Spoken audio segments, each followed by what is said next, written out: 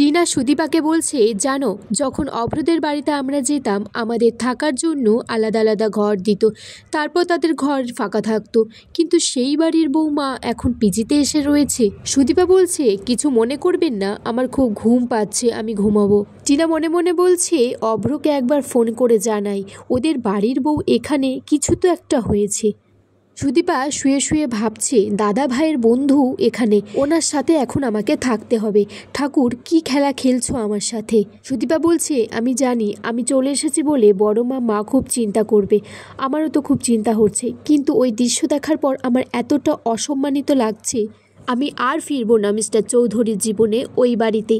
এদিকে আদিত্য সুদীপার খোঁজে রিতমের বাড়িতে এসেছে আর তার কলারটা ধরে বলছে, সুদীপা কোথায়? আদিত্য বলছে, লাস্ট ও আপনার গাড়িতে উঠেছিল একটা মন্দিরের সামনে থেকে, সিসিটিভি ফুটেজটা আমার কাছে আছে।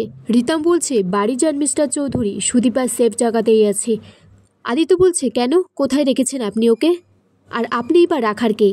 আদিত্য সুদীপার সাথে দেখা করতে এসছে পিজিতে। আদিত্য বলছে, সুদীপা আপনি এখানে কেন চলে এলেন? জানেন আপনি আমাকে কতটা খুঁজেছি, আপনি যেটা দেখেছেন ভুল দেখেছেন, ভুল ভাবছেন আপনি। তখন পাশ থেকেই মহিলাটা বলছে, টিনা ম্যাডাম উনি এসেছেন, বলছেন আপনার সাথে খুব দরকার আছে। দেখা যায় সেখানে অভ্র এসেছে আর বলছে, তোর সাথে আমার অনেক ইম্পর্টেন্ট কথা আছে। সুদীপা বলছে, দাদা এখন এত রাতে এখানে কি করছে? সুদীপা তখন অভ্রকে বলছে, দাদা তুমি অত রাতে এখানে কেন? অভ্র বলছে, আমি ওই বাড়িতে কেন যাব? তখন টিনা বলছে, ঠিকই তো আছে, তুমি দেখোনি পরমা কিভাবে ওকে ট্রিট করে? অভ্র তখন বলছে, আমি ওই দৃশ্য দেখেছি আদিত্য আর পরমার। সুদীপা বলছে, তার মানে আমিও ভুল কিছু দেখিনি। অভ্র বলছে, তুই কান্নাকাটি করিস না সুদীপা, আজ তুইও যাবি না, আমিও যাব না। অভ্র বলছে, আমি তো কোয়ার্টার পাবো, তুই তো আমার বোন হোস, তুই থাকবি আমার সাথে সেখানে। দেখ সুদীপাকে আমরা এখানে ফেলে রেখে যেতে পারবো না, ওকে আমরা নিয়ে যাই। আদিত্য বাড়ি ফিরে এসেছে, তখন বর্মা বলছে, সুদীপা কোথায়? আদিত্য বলছে, সুদীপা আসবে না। বর্মা বলছে, ও সারা রাত বাইরে থাকবে।